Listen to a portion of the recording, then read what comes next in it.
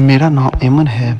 جب میں ملتان یونیورسٹی سے ایم اے کر رہی تھی تو میں اور میری سہیلی ساتھ یہ ہاسٹل میں رہا کرتی تھی۔ ہماری یونیورسٹی ایک لڑکا پڑھتا تھا جس کا نام زہد تھا۔ زہد کے ساتھ ہماری اچھی دوستی تھی۔ زہد مجھے 1 سال سینئر تھا، یہی وجہ تھی جب بھی کوئی کام ہوتا میں زہد کو کہہ دیتی اور زہد خوشی خوشی میرا کام کر دیتا۔ تینوں اکثر رات کھانا ہوٹل سے کھاتے تھے۔ ایک دن سعدیہ کچھ دنوں کے لیے اپنے گھر چلی گئی۔ میں اب روم میں اکیلی ہوتی تھی۔ ایک رات تقریباً 11 کا وقت تھا کہ دروازے پر دستک ہوئی تو میں نے دھیمے لہجے میں پوچھا کون؟ میں زہد ہوں۔ میں دل میں خوش ہو گئی کہ چلو گپ شپ ہو جائے گی۔ میں نے دروازہ کھولا، زہد اندر آ گیا۔ زہد بولا چلو باہر چائے پینے چلتے ہیں۔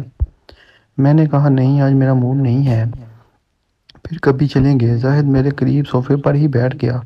میں نے زہد سے کہا مجھے کچھ اسائنمنٹ ملی ہے، کیا آپ میری مدد کریں گے؟ زہد کہنے لگا کیوں نہیں۔ اسی بہانے زہد میرے اور قریب ہو گیا۔ میں سمجھی شاید وہ سمجھانے کی نیت سے قریب ہو رہا ہے، اس لیے اطمینان سے بیٹھی رہی۔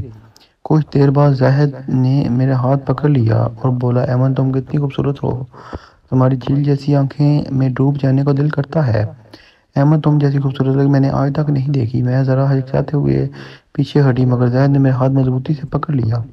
میں نے زہد سے کہا کہ رات ہو گئی ہے، اب صبح بات ہوگی۔ اب صوفے سے اٹھا ہی تھا کہ زہد نے مجھے بازو سے پکڑ اپنی گود میں بٹھا لیا اور میرے ساتھ زبردستی کرنے لگا۔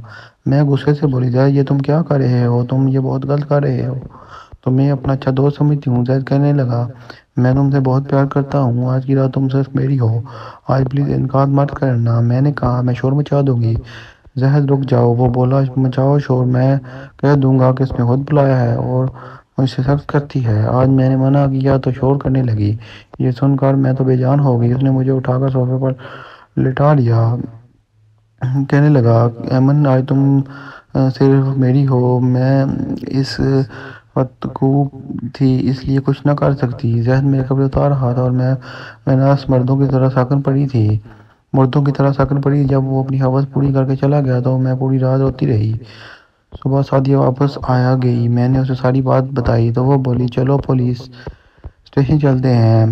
میں نے اسے کہا گھر والوں کو کیا جواب دوں گی کہ وہ کیا کرنا آیا تھا میرے کمرے میں 11 بجے، بدنامی ساری یونیورسٹی میں ہو جانی تھی۔ میں نے سعدیہ سے کہا مجھے زہر دے دو، میں اب زندہ رہنے کا کوئی فائدہ نہیں۔ سعدیہ نے مجھے حوصلہ دیا اور سمجھایا تمہارا آخری سیمسٹر چل رہا ہے، اس کے بعد تمہارے گھر والے تمہاری شادی کر دیں گے، پاگل مت بنو، دل لگا کر محنت۔